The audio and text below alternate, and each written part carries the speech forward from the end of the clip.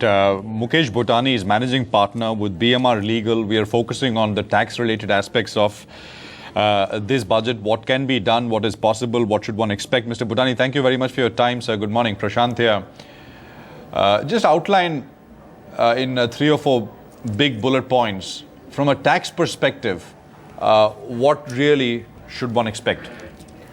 Well, I think there were 3-4 themes from a tax perspective that would guide the finance minister in this year's budget. One would clearly, in anticipation of GST and in light of the logjam on the constitutional amendment, people may be wondering what the finance minister is going to do insofar as GST is concerned.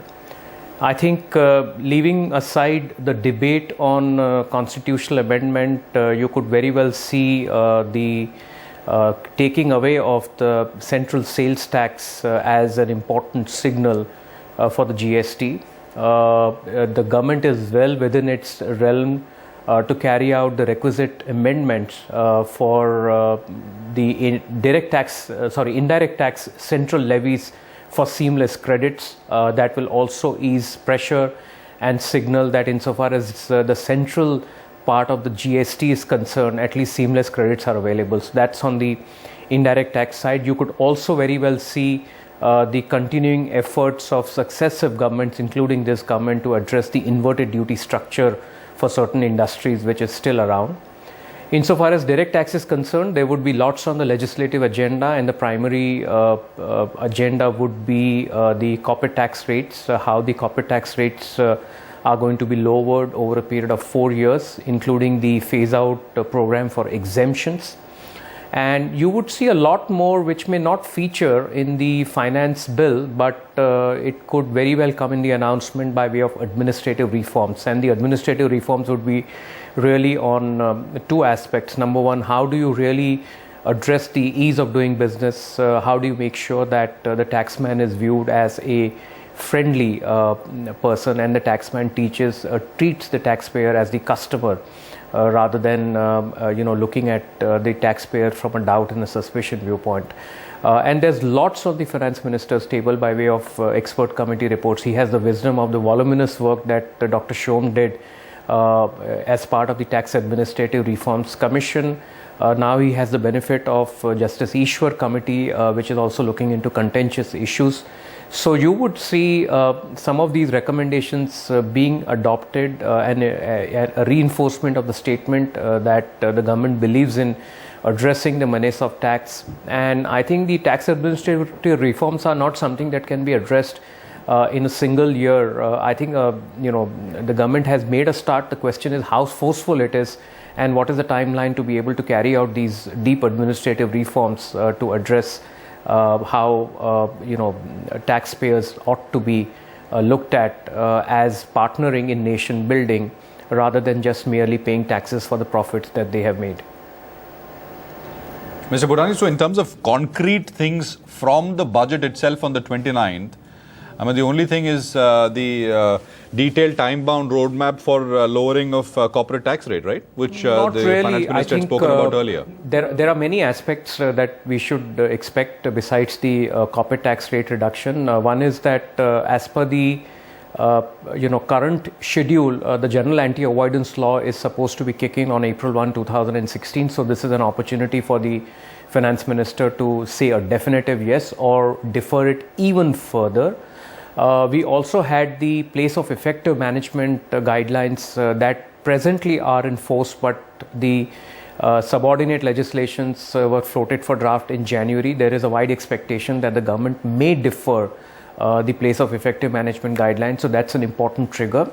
I think the third important element is that India has been playing a pivotal role in the G20 OECD-led base erosion and profit shifting project. So there are several changes that would be required in this year's budget to be able to signal India's commitment as a part of the G20 combination. Some of it will come by way of changes in the finance bill, and some of it will come by way of announcements. So let's take, for instance, the country by country reporting, which is action point 13 of the BEPS project.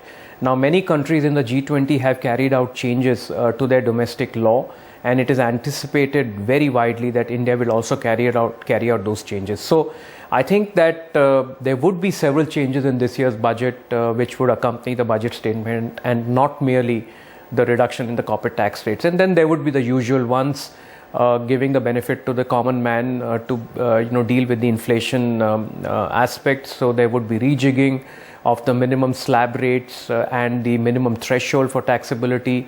You could very well see some form of incentive for garnering greater degree of deposits in the banking sector. So he could very well raise the limit on interest deductibility insofar as interest from bank is concerned, because the larger economic objective being how do you channelize these banking savings into infrastructure. So one is this entire profit shifting rules, etc., the G20 OECD bit that you spoke about, and I've heard from many others as well that will throw up a lot of challenges. And if India does agree to it and sort of implements changes in its policy. You also started by another bit on tax avoidance, anti-avoidance rules, etc. Which was that bit? Could you just sort of explain that? This is the general anti-avoidance, the GAAR legislation. So if you go back into the history, it was first proposed in the 2012 budget. Then it was deferred to 2013. In 2013, the earlier government set up an expert committee under Dr. Shom, who suggested that we defer the GAAR until the time we have the subordinate legislation in place and the industry feels comfortable, and also in the meantime have a degree of training and development for departmental officers to be able to implement such form of transformational changes in the law. And finally, a call was taken when this government came to power in 2014 budget that the GAAR will come into effect from April 1, 2016. Now the question is, are we ready, or are we still at a phase where we need to still wait for one more year for such big changes? I was hoping that after the 2015 budget, draft guidelines would be floated, and there would be a degree of understanding that the taxpayers would have as to how these regulations are going to apply on a go-forward basis. That hasn't happened.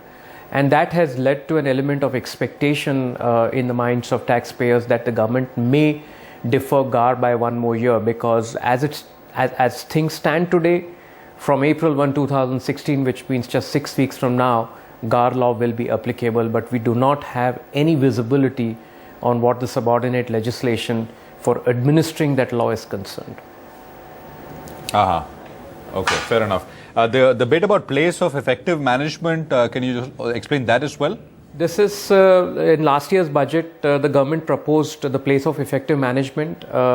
By virtue of these changes, you are going to do away with the traditional definition of how you determine residential status of a company incorporated outside India. As a result of that, many of the Indian companies with foreign subsidiaries having their effective place of management in India will become taxable for a portion of their passive income.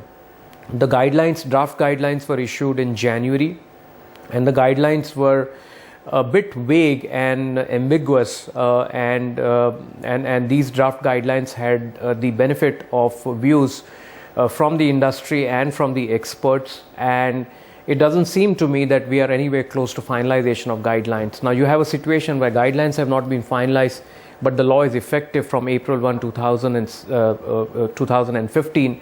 And the question that begs for an answer is that would this law be amended to defer its implementation? Mr. Butani, thank you very much for your time. So I think you touched upon each of the big aspects in this budget. And I hope our viewers have learned from that perspective.